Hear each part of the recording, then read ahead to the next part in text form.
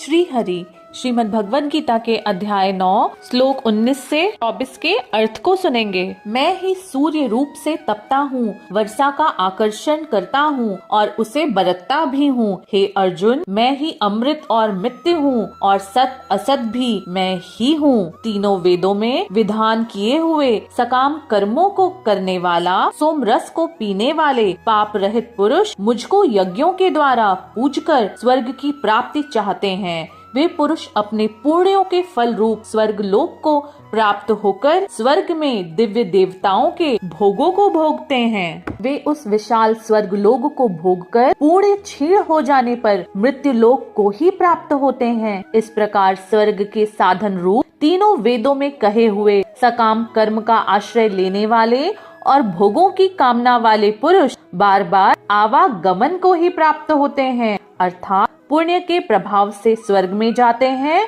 और पुण्य क्षीण होने पर पुनः मृत्यु लोक में आते हैं। जो अनन्य प्रेमी भक्तजन मुझ परमेश्वर को निरंतर चिंतन करते हुए निष्काम भाव से भजते हैं, उन नित्य निरंतर मेरा चिंतन करने वाले पुरुषों का योग क्षेम मैं स्वयं प्राप्त कर देता हूँ।